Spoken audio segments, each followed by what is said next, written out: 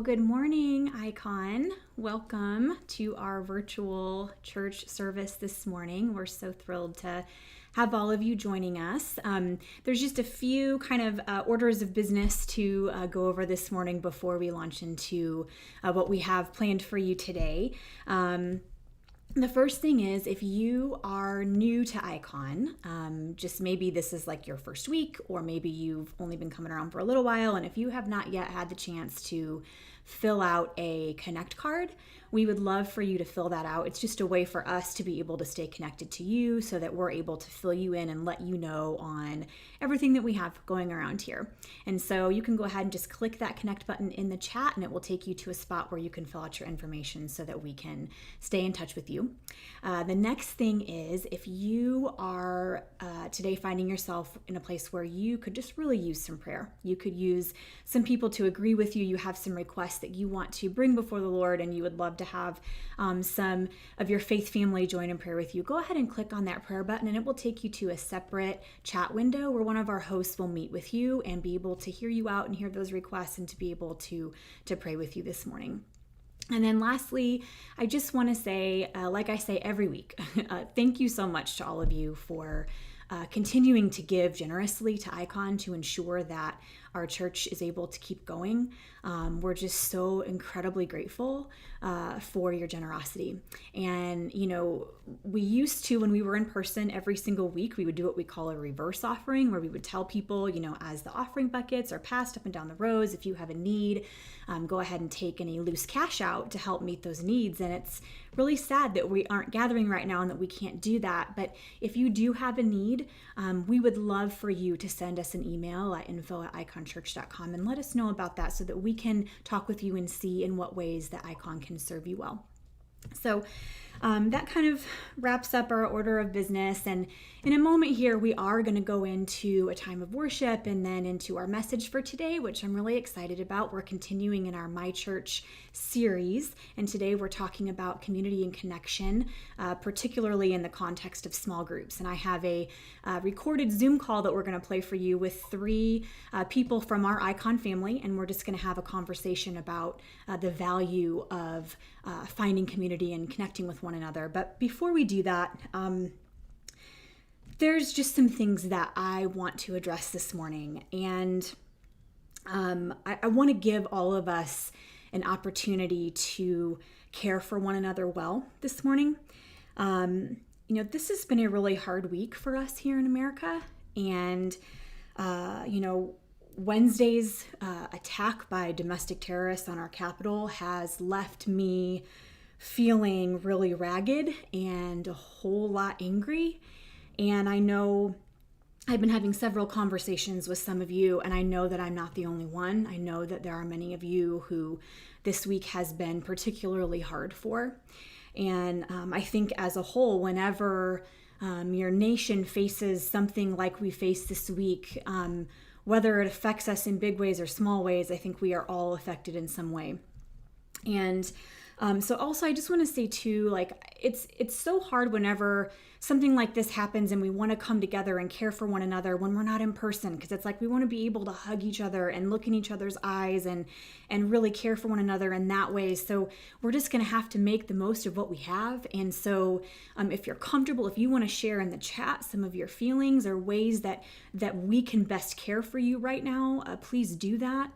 I would love if we can, you know, after the service, text or Zoom call and just stay in connection with one another as everyone is kind of trying to process and walking through this hard time. And I couldn't let today go by without giving us some time to collectively grieve, to feel our feelings together, to care for those who are hurting, and then also to remind us of who we are and what we stand for as a part of the body of Christ. And I'm going to do a lot of reading. I wrote everything down because I didn't want to miss anything, and I wanted to make sure I communicated everything that I was thinking. But as I sat and watched the events take place live on television on Wednesday, I had a lot of emotions and a lot of thoughts go through my mind. There is so much to unpack in regards to all of the events that transpired that afternoon and evening. For one, I sat, and as I was watching live watching these things happen in front of me. And I was so devastated as I saw these images of signs that read, Jesus saves, and Jesus is my savior, and Trump is my president, and a cross being lifted up. And all of this amid, hundreds of Trump signs. And church, this kind of equating allegiance to a political leader with allegiance to Jesus, it's Christian nationalism, and it's dangerous, and it's not okay. This is such a dangerous marriage of ideals, and as faithful followers of Jesus and of his way of being in the world, we must resist this and call it out for what it is. It is idolatry. This is not the way of Christ, and here at Icon, we denounce Christian nationalism in its entirety. When we fall into this kind of idolatry, we are bearing a false witness to who Jesus is and all that he stands for. And we have to resist it and run from it. And then another thing that I kept thinking about as I watched things unfold on Wednesday was the way in which law enforcement officers met this group of protesters and how drastically different the response would have been if, rather than being predominantly white, if they had been black and brown. And not just how different it would have been, but how different we have witnessed it being in the past. I saw that someone had raised a noose in the middle of it all, which is such a traumatizing symbol for Black folks in our nation. I watched as the Confederate flag was carried through the halls of our Capitol, which is a symbol of oppression and white supremacy. And for all of us white folks, all of us here today who are white, we will never be able to grasp the extent of the kind of trauma that these symbols inflict upon Black people. These symbols that represent their dehumanization and the squashing of the image of God in their bodies and their souls.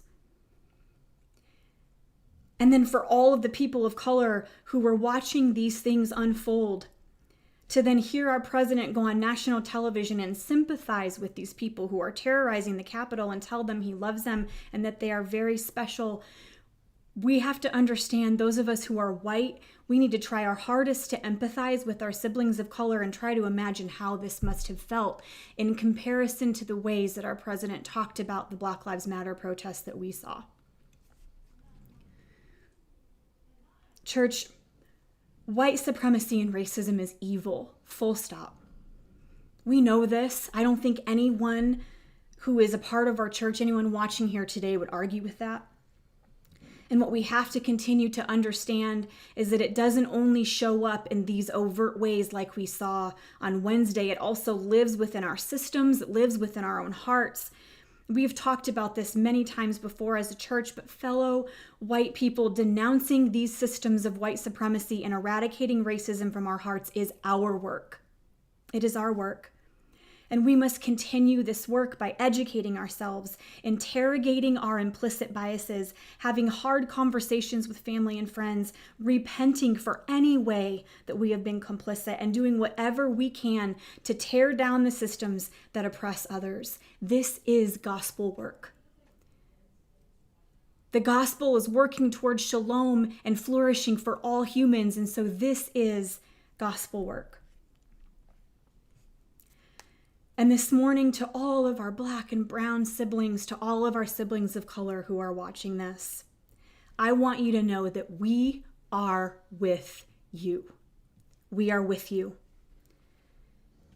As a white pastor, I once again renew my commitment to doing this work. I will continue to search my own heart and repent for ways in which I have been complicit. I will listen to you and I will learn from you. I will follow your lead. I will center your voices, and you have my full permission to call me out anytime you feel that I have violated this commitment. You are loved by us. You are so beloved to God, and we as a church, we stand with you always. Always. Church, I love you. I love us. And we just have to continue as we move forward doing this gospel work, we have to continue fighting against every and any way in which people who bear the image of God are being oppressed. It is a value we have here, and we will always stand against these things. We will always have these hard conversations and talk about these difficult things, because that is what Jesus would have us do, and that is how we bring and usher in shalom and human flourishing for all.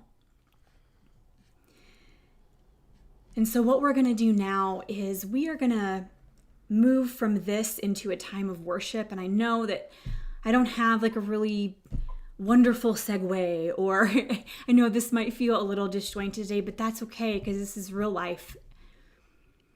But during this time of worship, here's what I want to encourage all of you to do.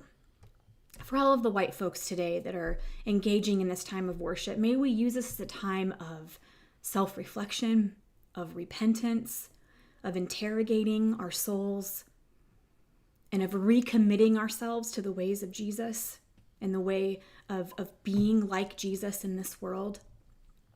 And for all Black and brown folks and all people of color today watching, may you use this time to find rest for your soul. May you use this time to be reminded of the goodness that you deserve. And may you allow God's Spirit to bring rest for your weary soul this morning, and to be reaffirmed in who you are and the image of God that you bear. So we're going to go ahead and head into worship. Arlene's going to lead us in a few songs, and then immediately from there, we'll go directly into our message, and then we'll meet back here right afterwards so that I can share a few parting words with you. Good morning, Icon. Happy Sunday. As always, I'm super excited to be here with you guys today. And man, I know that it has been an eventful week for 2021. But the good news is that we always get to join together here on this platform and worship together as one, as a family, pray for the world, pray for each other, pray for our families. So wherever you're at, wherever you find yourself, let's just worship together and lift everyone that we know up in prayer.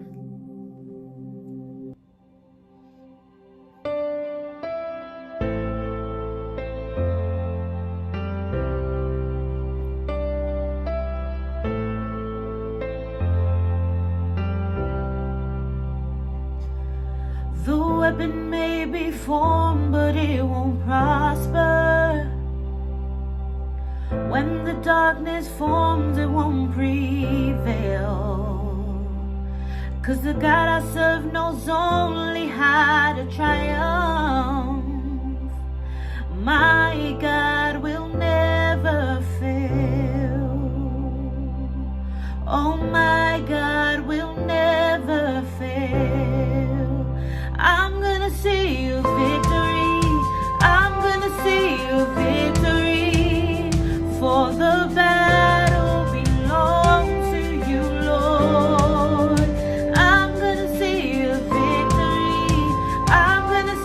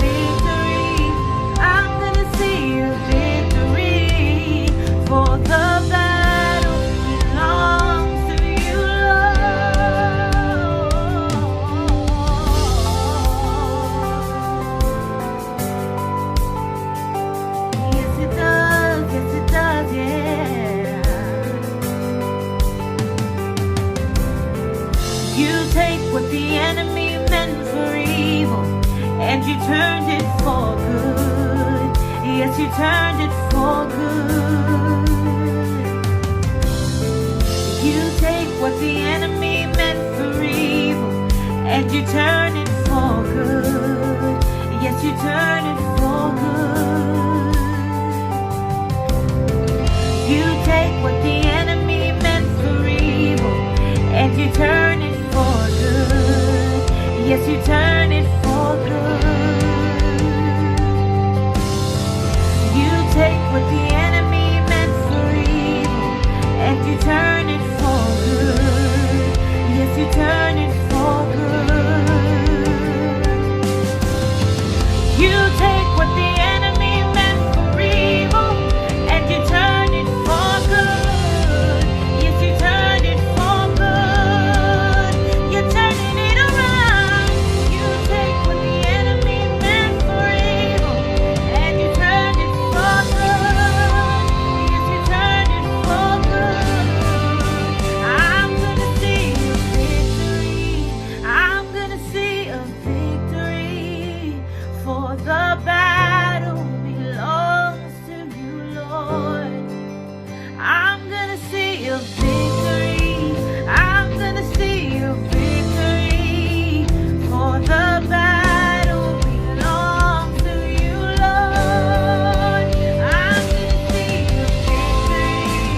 I'm gonna see a victory. For the battle belongs to you, Lord. I'm gonna see a victory. I'm gonna see a victory. For the battle belongs to you, Lord. You take what the enemy meant for evil and you turn it for good. Yes, you turn it for good. You're turning it, you're turning it. You take what the enemy meant for evil and you turn it for good. Yes, you turn it for good. Yeah. You take what the enemy meant for evil and you turn it for good.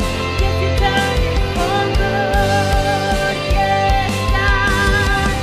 You take what the enemy meant for evil and you turn it for good. Yes, you turn it for good. Yes,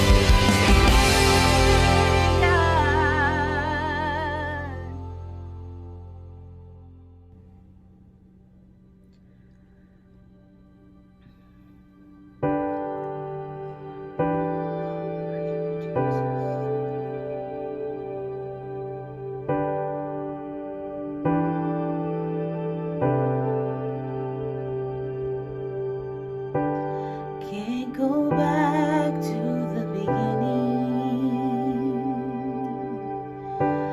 Can't control what tomorrow will bring. But I know here in the middle is a place where you promised to be.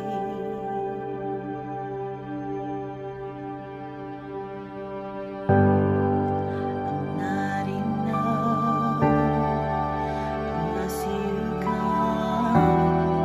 Will you meet me here again? 'Cause all I want is all you are.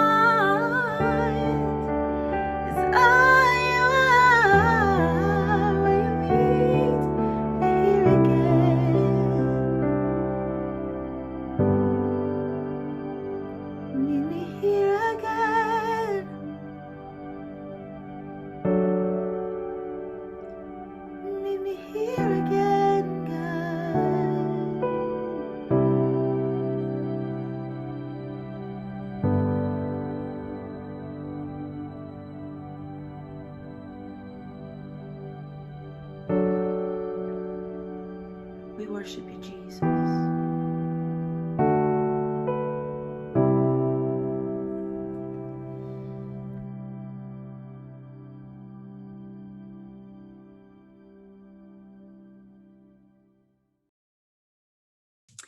All right, well, welcome everyone. We're so glad to have you with us today, and we're doing something really fun and special today.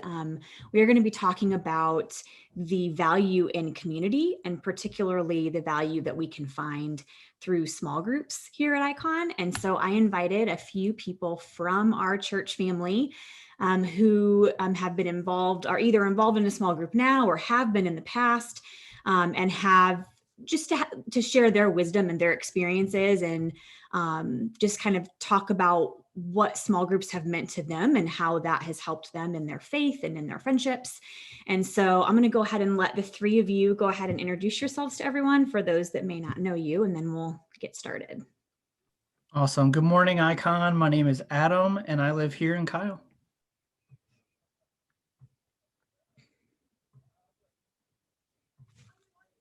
Oh, you're still muted.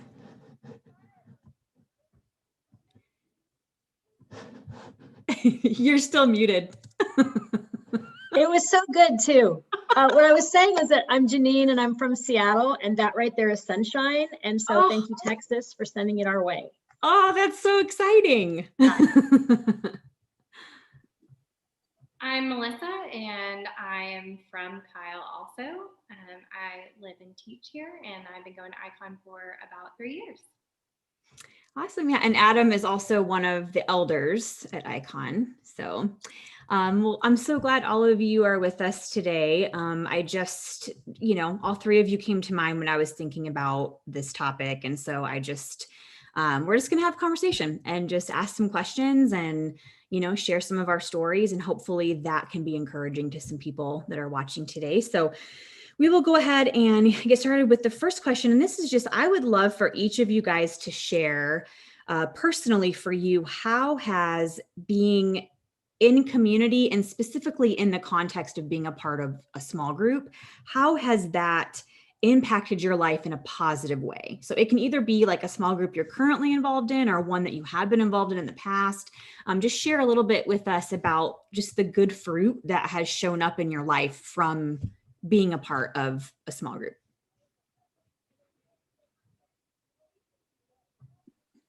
I'll go first because my women's small group knows that I'm the biggest cheerleader for them, because they quite literally have sometimes saved me on days that are dark. And I am incredibly thankful for the group of women that have come together, and how many women we have in our group that are truly supportive. And no matter what type of day I'm having, we have a group chat, and it brings me joy and it brings me love. And I honestly, when I started my small group and leading a small group, I did not realize how much they would know my heart and all of it as a leader. I feel like sometimes we feel like we have to keep it together, or we have to kind of hide some pieces of ourselves. But they know my heart, and I love them so much. And they know that, I preach their praises over and over again because I'm a huge fan of them. So my small group has literally saved me on some days, for sure. I love that. Thank you for sharing that. Go ahead, Adam. I was going to say, for me, something that I love about small groups is that since it's such a smaller amount of people, you feel more comfortable talking, and it doesn't take long to realize that you have more in common with this small circle of people than you do differences. And so those things that you're worried about telling, this large group of people, there's a lot of commonality within this small circle of people that you connect with. And for me, I've been able to build just deeper, meaningful relationships. So when there's great times we celebrate together, when there's times of trials and different things that you're going through that aren't as easy, you have someone to talk to that can relate to you. So I really enjoy small groups for that fact. Yeah, that's so true. And so I'm a newbie to Icon. I don't know, maybe 6 months by now. I'm not sure, but they were nice enough to let me start a small group called Safe Space. And what it is parents. I had this community that I kind of brought with me just from other groups I'd been in. My daughter came out last year as gay, 19, and we were very, my husband, associate pastor, and I was a worship leader in our church. So everything turned on its head, and I was looking for an inclusive church. So found Icon, and I'll talk about that later, but I was able to start this small group with parents who are just in the business of loving their kids, fully affirming. And then the gay community is joining the call. So on Sundays, it just started, gosh, we're already in it 3 weeks, but they're able to tell, these people from the queer community are able to find a place of healing where they can tell their stories, talk to parents. And, I'm surprised, like, how gracious they are to come on to these small groups and share their hearts. It's called a safe space because they know they're not going to get criticized. They're just going to get loved. And it's been amazing. So far, so good.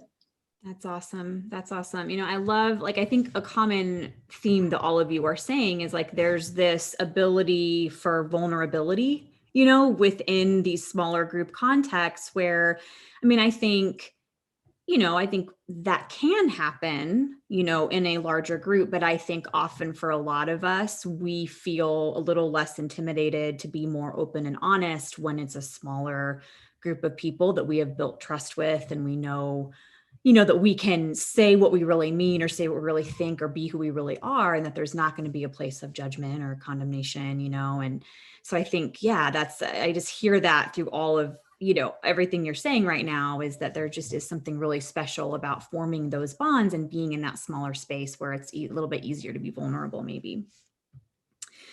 Okay, we'll go on to our next question. And that is, I think one really cool thing about being in small groups too, is you have the ability to really be attentive to one another's needs, or sometimes in a larger group, it's you want to help meet people's needs and you want to be there for one another, but it's hard to always know what those needs are when it's such a larger group, And so for all of you, in what ways have you found that you have been able to serve those that you are in community with in your small group? How has that, what are some ways that you've served one another, some abilities that you've had to serve one another that maybe would have been a little bit more difficult in the context of a larger group setting? I guess I can start. Gosh, I kind of did it. I started a small group, it was very selfish. I needed to find my tribe. I needed to find a community. And these people have helped me so much because I have so many questions, and I'm also rebuilding my faith. It looks totally different than it did before. So great. To be able to have them to bounce questions off of. And, with COVID, it was so good because I found you guys, because driving up and down my neighborhood looking for an inclusive church, it just doesn't exist where I'm at. So it's been a lifeline for me. And even on there's morning calls, there's a half hour before church starts. It's a coffee chat. That's a lifeline to me, just to be able to talk to people. And just you guys are just a breath of fresh air. So I guess that's how it's helping me. Awesome. That makes my heart so happy to hear that. It's so good. I think a lot of times, within small groups, it allows you to decompress when you have so much building up, and it doesn't even have to necessarily be these heavy, weighty conversations.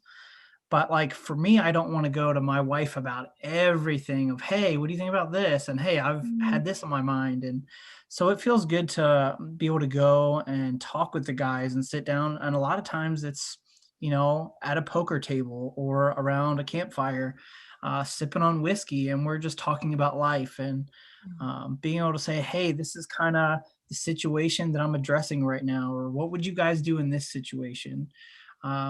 And so for me, it's just being able to not only carry each other's burdens in a sense of, hey, this is kind of what I'm going through, and other guys will reach out. For me, I think small groups have multiple layers in them. So like our men's small group, there's, a bunch of guys, but within that, I've got a closer group of guys of 4 or 5, and then an even smaller group of men that I talk to on a more consistent basis.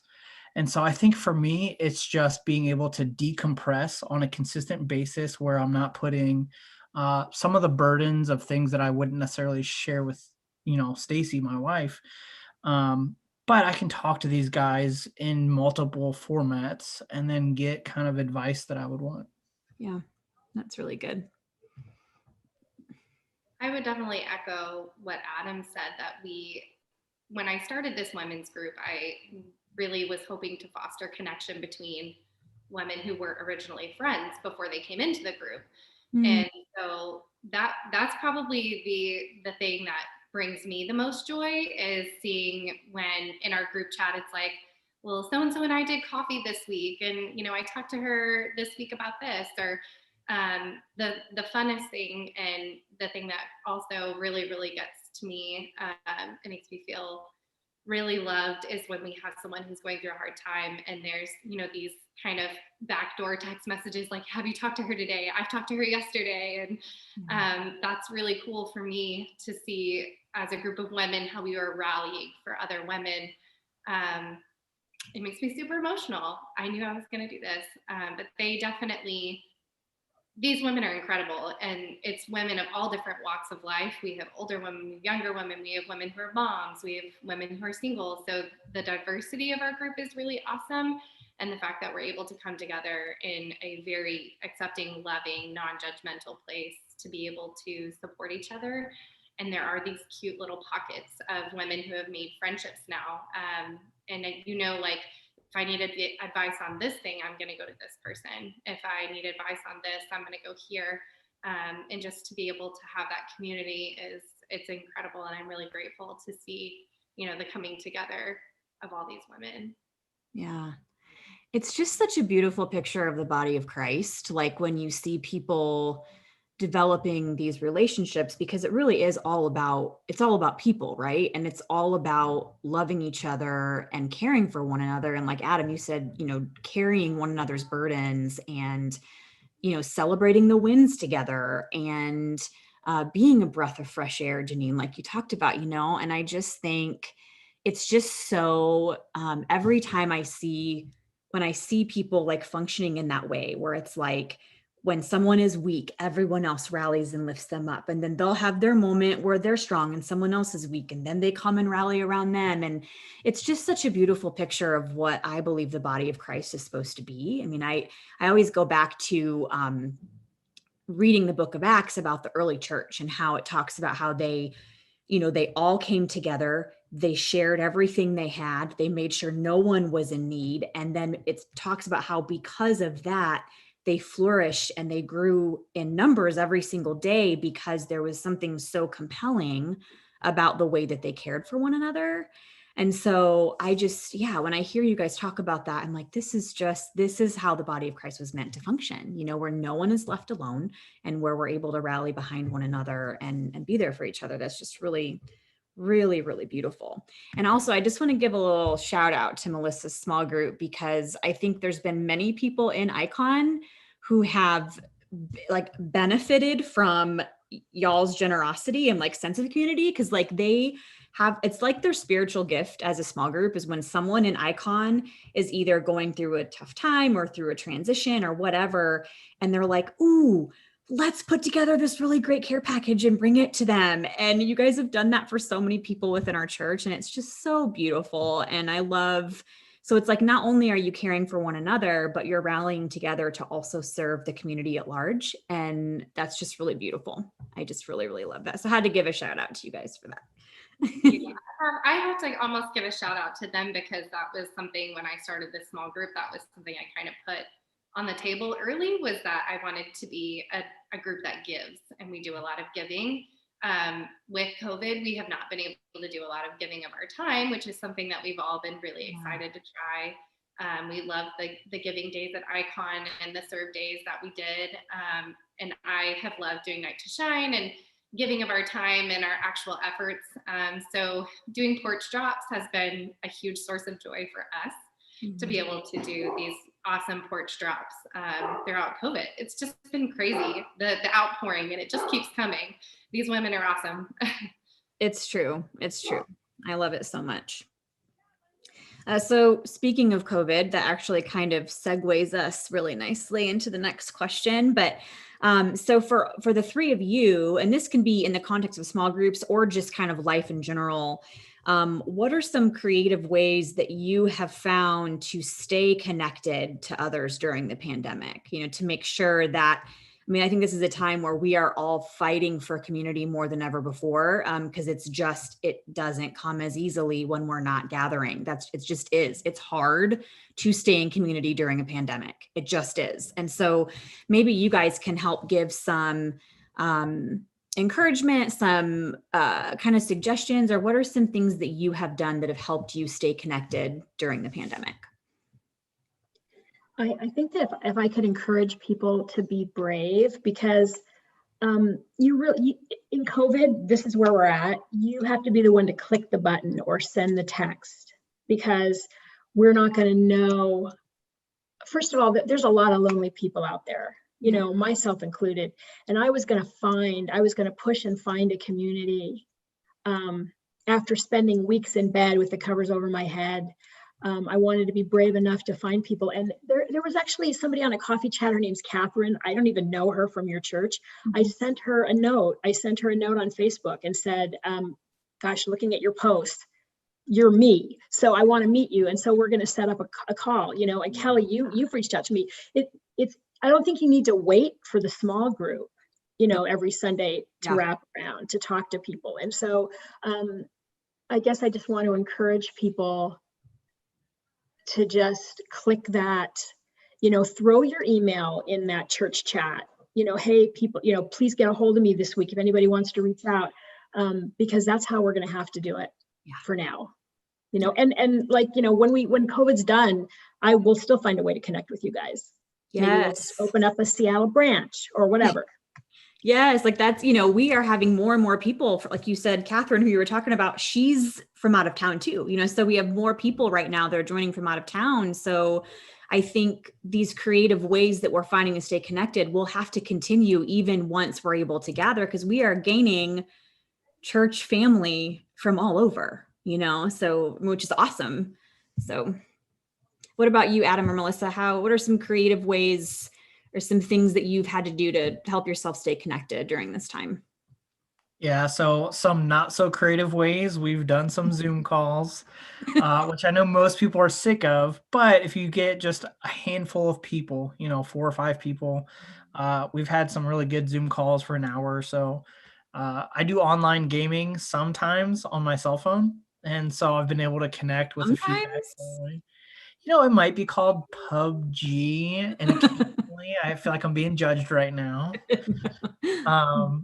But we've also come to realize that, hey, this thing isn't going away, and we do need community. And so taking all the CDC guidelines of social distancing, we have met in person outdoors, staying in a safe distance away. And so to me, I think it's just realizing that, hey, there are some new normalcies that we kind of have to figure out how to navigate. And for us, you know, occasionally we'll meet in person and it'll be outdoors and we will socially distance. Yeah. I would say same thing as Adam. To piggyback off of that, we've done a lot of Zoom, but we've made it fun too. We did one night we did a trivia night through Zoom as a small group. That was really fun. We've done like a happy hour Zoom, so a little less, you know, Bible study, like more hangouts, more fellowship with each other. We do a Sunday morning coffee. That's socially distant. It's gotten really cold, so we haven't really had very many people lately, but we usually meet outside in Kyle near the Summer Moon and Aviator Pizza. So we do coffee on Sundays. And it's a really small group that we socially distance also. But really, I mean, even our Secret Santa, we had to do porch drops this year. It's just one of those things where we're trying to get creative with Zoom. That's where we're kind of living right now, is that that area of digital fellowship. So Yeah. yeah. Yeah. But I think, it's always worth it, to fight for community. And I think we're all going to have like the ebbs and flows I'm naturally introverted. So, and I feel like COVID has made me more introverted. Like, So Kelly, what are some ways as an introvert? Because it's easy for me, right? Because I'm an extrovert. What are some ways for an introvert to get connected? I think it's realizing that I have become self-aware enough to know that when I'm not connecting with people, I can feel it. I notice my I feel more lonely. It's almost like I have these feelings in my body of like separation. It's when I can like downward spiral with like some of that negative self-talk and things like that, and I just can tell when I am lacking in that area. So I think for me, it's just going, as introverted as I am, and as much as I don't mind being home and I don't mind being by myself, I am aware that there is only so much of that is healthy, and that if it goes too far, I now know myself enough to go, okay, this is moving into an unhealthy, not so much introverted, but more I am on purpose blocking everybody out because I'm trying to numb out because I'm feeling whatever, so it's just having to know myself well enough and then go, no, I need to make the phone call. I need to get on the Zoom. I need, and just knowing that those things are what's going to help breathe life into me, So I think our group tries to have a variety of things that meet a lot of different needs. Like we have a group text through GroupMe, and it's constant. Daily we're communicating through GroupMe. And so if that's your jam to text message, then we have that going for us. Then we have Zoom, and then we have the in-person coffee. And then we also have, hopefully we'll do some more outdoor activities and just some giving activities. So it's interesting. We have some women who are like, this group text thing, not for me. And they're like, not about it. And then there's, some that it's a constant in our day, and we love that. So I love the variety that we have of connection within our group. I think it helps a lot for us to have the different outlets to be able to connect. Yeah, for sure. I think it spills over into your workplace too. Like when I get on these calls and we just hit it business as usual. Well, no, the Capitol was just, we had things to talk about first, and then you can tell when someone's not doing good. Like mental health is so important. We still got to get our work done and everything, but there's no reason why you can't say to somebody, this is Christ, bringing Christ to the community is to say, can I ping you later? And then ask them how they're really doing, because people are becoming more and more vulnerable, and they'll start sharing. There's a lot of hurting people right now for a myriad of reasons, right? It's a chance for the church to really do what we said we were supposed to do, which is care for people, Yeah. And I think we have to push past, like you said, Jean, we have to be brave, and we have to kind of push past the awkwardness. We have to push past the Zoom fatigue, and like all those things, and to say, and that doesn't mean we have to force ourselves to do things that are not life-giving, or we're not trying to shame anybody into being like, well, if you're not in a small group, then no. It's just, we need to continue to provide more and more, a myriad of opportunities for people to be able to stay connected and be aware of the fact that, man, I wonder if anyone's reached out to this person in a while. And I think the beauty of small groups is it helps fewer people to fall between the cracks, especially right now. It is hard. Quite honestly, we have not gathered in person other than, the one time since March. So I don't even fully know who all is a part of Icon. You know what I mean? Like, I think there's a lot of us that are like, we don't even know for sure who all is actually a part of our church. And so I think the beauty of small groups is it helps more people to stay connected, and it helps everyone to be able to go, okay, this person they have this need, or to be more aware of who is even in our community, So yeah, I think it's really important that we continue to fight for ways to stay connected to one another. I want to say something too about small groups. It's like, if you have, sometimes I've said this before to other people, like sometimes you find your passion and other times it finds you. And if there's something burning that you want to start a small group, I know Kelly would be more than happy to talk to you about it, because there are other people that feel the same way you do, and they're just looking for a way to connect. So, and Yes. you don't have to be some scholar. We don't get into heavy theology on our calls. You know, Yeah. sometimes people just need to just listen. Can you just listen to me for a minute? Yeah. You know, so that's all you have to come with is some compassion, you know, but the subjects can be, I mean, Kelly, how many small groups does Icon have right now? Currently, I really should know this off the top of my head. I think it's like 8. Just make a number up. I think it's around 8. And yeah, so, but I mean, here's the thing, like, and I'm glad you said that, because yeah, like, you know, anybody, if you feel the need, if you're going, man, I personally need something like this, or I have been talking to some people and they really need something, you know, then yeah, let us know. And we would love for more people to start small groups. Some people do a book club, you know, some people do around a common, whether it's a men's group or a women's group, or, you know, an LGBTQ group, or, you know, sometimes there's more of like an affinity where it's kind of around a similar thing, but there's no like set script of this is what it has to look like. You know, we just want people to find connection and to have the ability to develop relationships that are life-giving. That's, you know, that's what we want. So yeah. Okay, we're going to move on to the next question.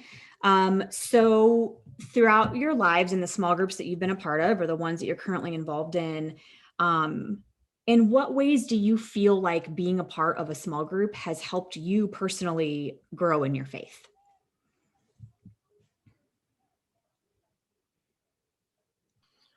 Yeah, so for me, you know, I've had, again, going back to having multiple circles and layers of a small group or closeness to different people. You know, I've had a lot of conversations that, you know, sometimes they were theological and allowed me to just kind of question and challenge where I was at in my faith. And it was in such a small setting that I was okay not having an answer, as opposed to being in this a larger group of people, especially in a church setting where you feel like, oh shoot, I need to have an answer, Jesus, you know. And so I think for me, you know, it's just been great being able to have those kind of more difficult conversations that allowed me to question my faith or where I was at and what I truly believed. And so I think that's a perfect example of what you can do in a small group. Yeah, that's really good. I would say for us, I typically call myself more of a facilitator. I don't really like to consider myself a leader, because I truly am trying to learn alongside the women that are in my group. And I think we have such great conversation of just the perspectives of like, what do you think sin is? What do I think sin is? What is this? What is that? You know, and just kind of diving deeper into, you know, the Bible. And we're really able to get some awesome discussion going. We hardly ever finish a discussion guide when we actually do a Bible study, because, you know, we're usually just keep going from question to question, and the discussion is so rich with so many different viewpoints. And it's just so great to be able to, I mean, we even do it in our group text. Hey, I saw this. What do you think about this? And the discussion is just life-giving sometimes. So I really love that part of it, that we have such diverse thinkers in our group, because we definitely do not all, you know, think the same things. Yeah. And it's great. I love that part for sure. I love that. That's really great. Mine would be like, how did it help my faith? You'd have to go back to the start of when I found you guys. So I was scrolling somewhere and I saw Dan's message on clarity getting clear. And I literally almost fell off my chair.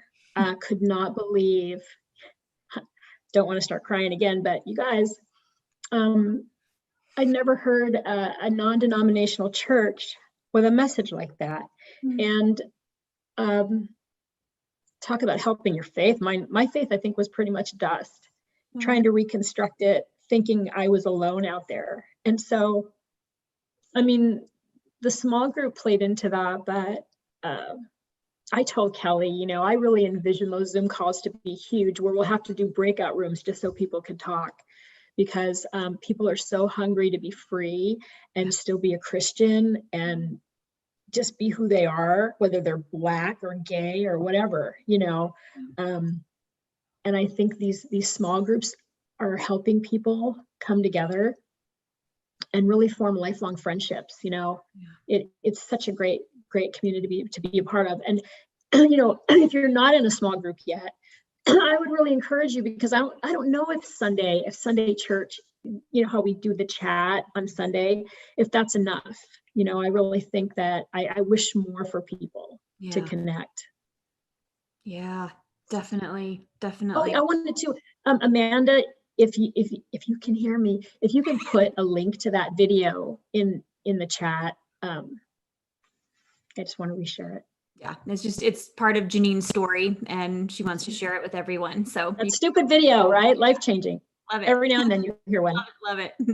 Well, and I love to, like, and Melissa, when you said this about, like, you're not all the same. You don't all think the same. You don't all have the same perspectives. And I think, you know, that is such an important thing, is for us to be in close proximity with people who think differently from us, and where we are able to share our differing perspectives and have it not be a tense thing. Or it can be tense. Tension isn't always bad, but where it's not this like arguing or this us versus them or who's trying to prove that they're right, but where it's just where there is room for every person to be able to bring their opinions and their perspectives and their lived experience, and to be heard and celebrated and seen, and to have the ability to say, man, like, your experience is really different from mine. I don't quite understand it. Could you please tell me more and help me understand? And how, talk about growing in our faith. Like, I feel like that is one of the biggest ways I've grown in my faith, is by listening to other people who see God and the world and scripture real differently from me. And that has, rather than like something I feel like I need to protect myself from, that's expanded my view of God and of this world and of love. And so, yeah, I think that's such an important thing about small groups, is it gives us the opportunity to actually live that out in real life, of having those conversations with people who we might think really differently. But when we all share who we are fully, we all benefit and we all grow. So yeah, I think that is such a beautiful part of small groups. And I love that.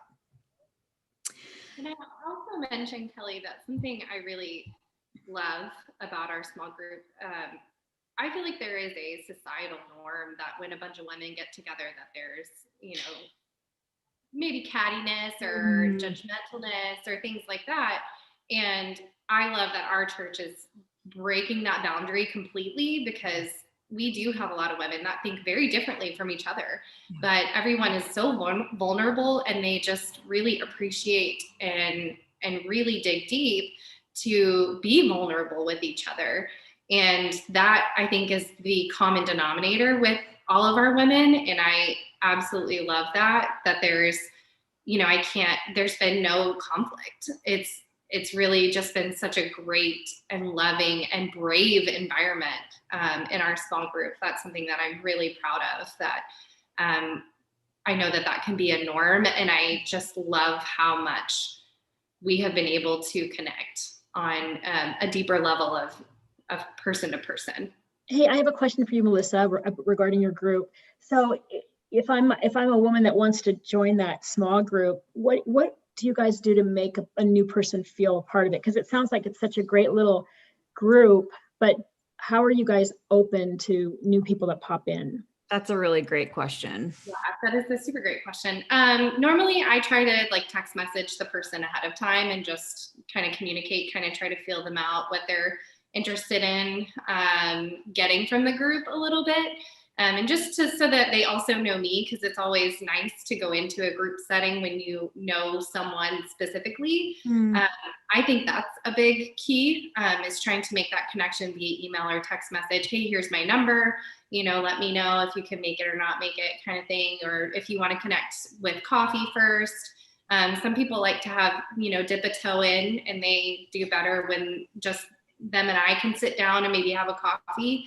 But normally they pop in, and no one has to share in our group. I don't really like to put people on the spot. We kind of have an open forum. And so if you want to just come and even turn your camera off or just be present or whatever you choose in our group, we're going to accept whatever you're willing to give. I think just that openness of, we're not going to put anybody on the spot.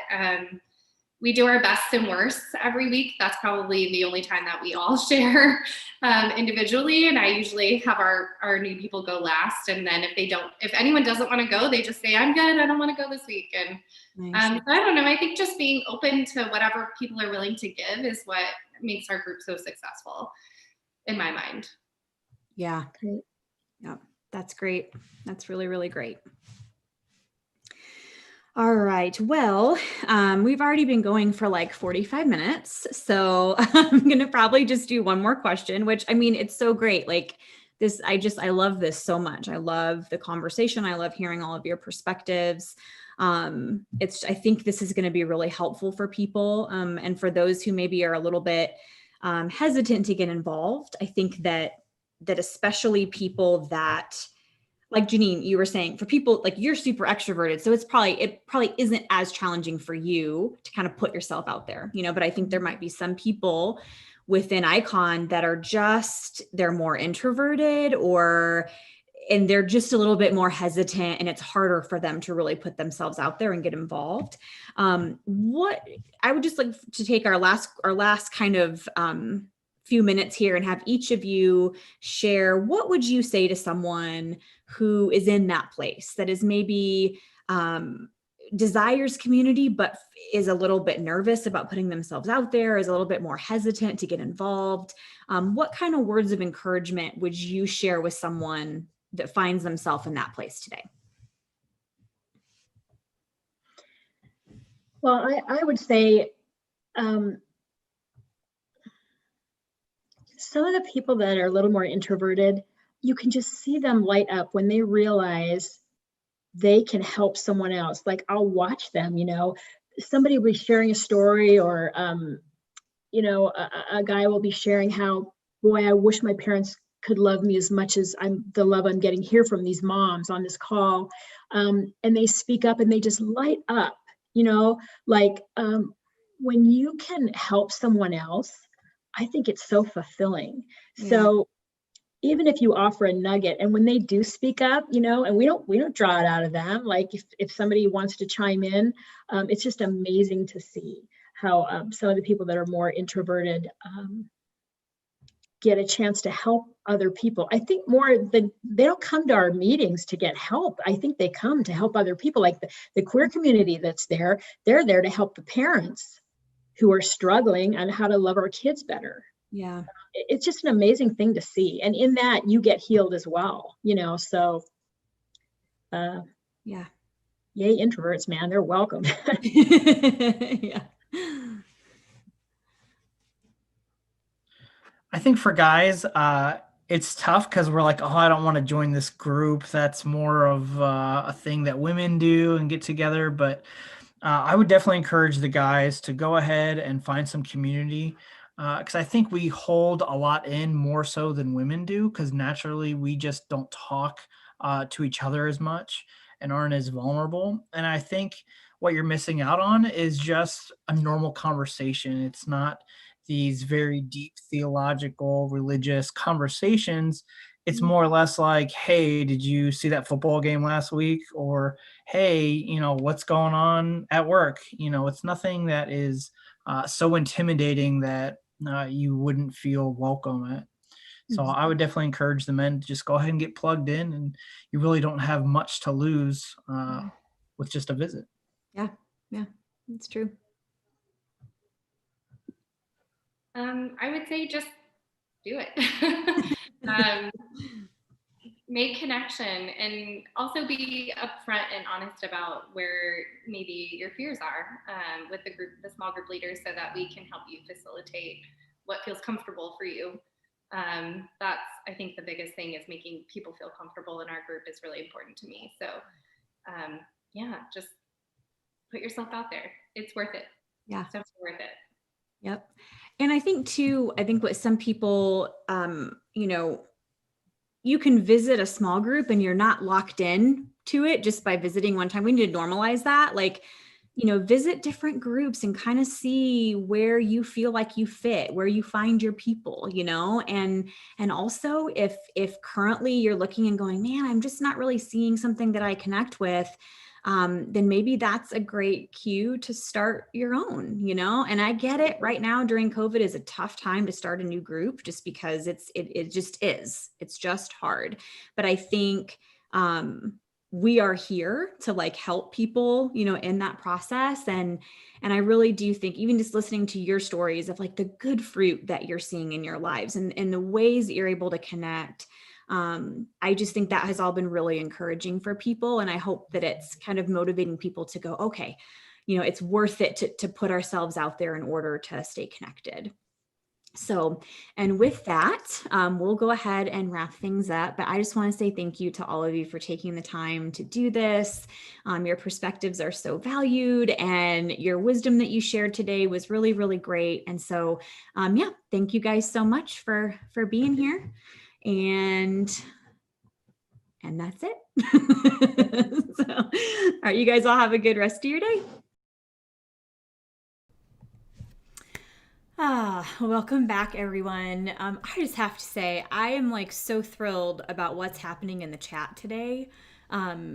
So many people connecting and putting themselves out there and sending emails for people to email them and to set up Zoom coffee chats. And it's just so amazing. And I know, everything we started off the service with today, I think that talking about community and small groups on a day like that is just so fitting, because whenever we're walking through collectively difficult times, now more than ever, we need that connection and that community. And so I'm just so thrilled to see people connecting with one another and putting themselves out there and facilitating these things and giving people spaces where they can belong. And that's what this is all about. It's about loving each other and having this communal living together, as we serve Jesus and love one another. And so, yeah, I am totally thrilled.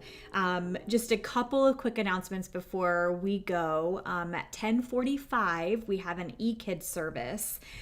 So we pushed it back a little bit today because we were going a little bit longer today. And so at 10:45, if you have kiddos, we'd love to have you join us for the e-kids service. And then as far as connection goes, we actually have a couple of things coming up on the Icon calendar that we're going to do in order to provide some more ways for people to connect. The first thing is next Sunday, we are going to actually do a new people party. And this is something that we used to do quarterly when we were gathering in person, but we as a staff thought, man, let's do it virtually now. So if you're new to Icon, it doesn't matter if you just started coming now or if you've started coming 6 months ago. We would love to have you join us. And so on next Sunday at 6 p.m., we are going to have a Zoom new people party. So we're just telling everyone, grab a drink of your choice and we will join together, and it will give us a chance. The staff will be on, and then some other people from the church, some leadership and maybe some elders and stuff, just for a chance for us to be able to connect with all of you who are relatively new around here. And then the other opportunity for connection is we are going to host a family game night on January 29th at 7 p.m. And for both of these things, just be watching social media. It'll be on there, and we will send out links for the Zoom and all those things. We're going to do a family game night where whoever wants to can join, and it'll be a game that's fairly simple for all ages to be able to play together. So those are just a couple things that we want to do this week to provide points of connection. And I also wanted to say this. So if you are interested in starting a small group or you want more information about it, you can feel free to email info@iconchurch.com. And then also maybe you're thinking, man, I would love to host a happy hour, or I saw people talking about hosting a coffee chat. If you email us at info@iconchurch.com, you can use the Icon Zoom account to be able to do that. And so just let us know if that's something that you're wanting to put together. Let us know. Like, you don't have to wait for the church staff or to plan things. If you are saying, man, this is my church, this is my family, and I want to provide a point of connection, you can feel free to let us know, and we'd love to have you jump in that way. So that is it. That's all that we have for today. I love us. I just love us, and I love that we can have hard conversations, and we can gather together and care for one another well and love our community. And there's just no other church I would rather be a part of. And I'm just so grateful for what God is doing in our midst. So that is it. Have a fantastic week, and we will see y'all right back here next Sunday.